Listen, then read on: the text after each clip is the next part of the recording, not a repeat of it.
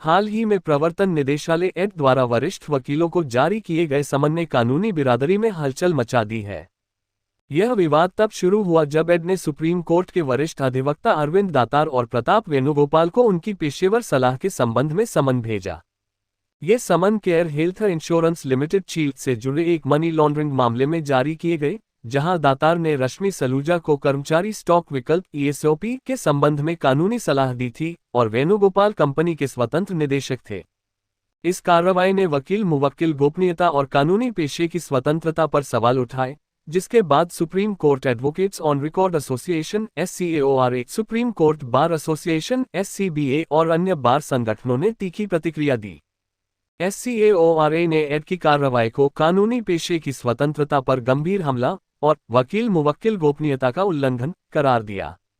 संगठन ने भारत के मुख्य न्यायाधीश CJI भूषण आर गवई से इस मामले में स्वतः संज्ञान लेने और भविष्य में ऐसी कार्रवाइयों को रोकने के लिए स्पष्ट दिशानिर्देश जारी करने की मांग की।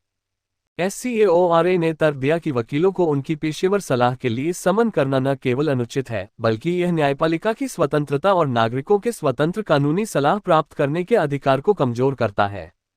विवाद के बाद एड ने दोनों वकीलों को जारी समन वापस ले लिए और एक नया सर्कुलर जारी किया, जिसमें कहा गया कि भविष्य में वकीलों को समन तभी जारी किया जाएगा जब भारतीय साक्ष्य अधिनियम BSA 2023 की धारा 132 के अपवाद लागू हो, और वह भी एड निदेशक की पूर्व स्वीकृति के बाद।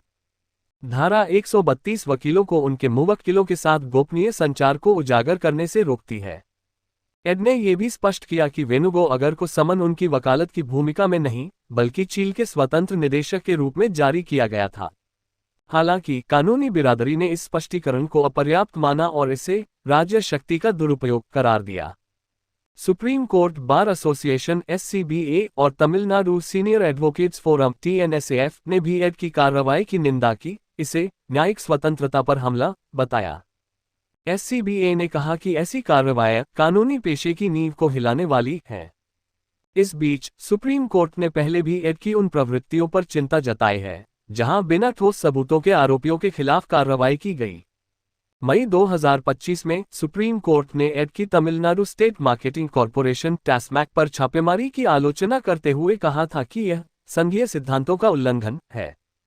कानूनी विशेषज्ञों का मानना है कि यह विवाद न केवल एड की कार्यप्रणाली पर सवाल उठाता है, बल्कि यह भी दर्शाता है कि वकीलों के पेशेवर दायित्वों को संरक्षण देने की आवश्यकता है।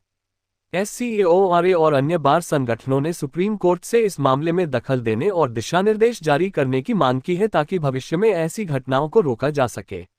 यह मामला अब सुप्रीम कोर्ट के समक्ष विचाराधीन है और इसके परिणाम कानूनी पेशे की स्वतंत्रता और एड की शक्तियों के दायरे को परिभाषित करने में महत्वपूर्ण हो सकते हैं।